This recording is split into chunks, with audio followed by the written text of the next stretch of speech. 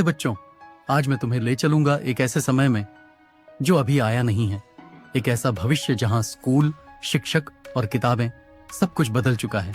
और इस भविष्य की कहानी है द फन दे हैड, जिसे लिखा था मशहूर विज्ञान कथा लेखक आइजैक असिमोव ने। तो चलो शुरू करते हैं। 17 मई 2015 सात मार्जी अपनी डायरी में लिख रही थी।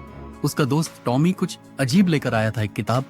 हाँ, एक असली किताब, कागज की बनी हुई, जिसमें शब्द पन्नों पर छपे थे। मार्जी ने कभी ऐसी चीज देखी ही नहीं थी। उसके लिए किताब का मतलब था एक स्क्रीन जिसमें शब्द बदलते रहते थे। लेकिन यह किताब, इसमें शब्द एक ही जगह पर थे, हमेशा के लिए। टॉमी ने बताया कि यह किताब उसे अपने घर के स्टोर रूम में मिली थी। बहुत पुरानी थी, पन्ने पीले पड़ चुके थे। मार्जी को यह अजीब लगा। जब तुम पढ़ लोगे तो फिर क्या, इसका क्या फायदा? टॉमी हंसते हुए बोला, बस पढ़ लो, फिर यह खत्म। मार्जी को यह और भी अजीब लगा, क्योंकि उनके टेलीबुक में तो हजारों किताबें एक ही स्क्रीन में होती हैं। टॉमी ने बताया कि इस किताब में पुराने जमाने के स्कूल के बारे में लिखा है। हाँ, वही स्कूल जहां बच्चे एक जगह इकट्ठा होते थे, एक इमारत में, और एक इंसान शिक्षक होता था जो उन्हें पढ़ाता था। मार्जी की आंखें फैल गईं। एक इंसान, शिक्षक? उसने कभी सोचा भी नहीं था कि शिक्षक रोबोट नहीं हो सकता।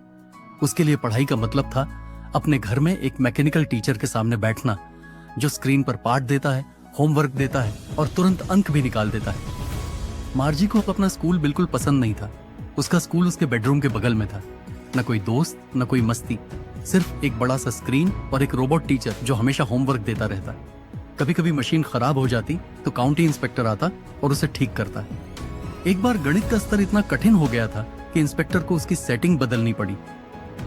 मार्जी सोचने लगी, कितना मजा आता होगा जब बच्चे एक साथ स्कूल जाते होंगे। एक ही शिक्षक सबको पढ़ाता होगा। बच्चे आपस में बातें करते होंगे, मस्ती करते होंगे, एक दूसरे की मदद करते होंगे, लंच ब्रेक में खेलते होंगे। उसने सोचा शायद इसीलिए पुराने जमाने के बच्चे कहते थे the fun they had. Tommy अपनी किताब पढ़ने में व्यस्त था, लेकिन मार्जी का मन कहीं और ही था।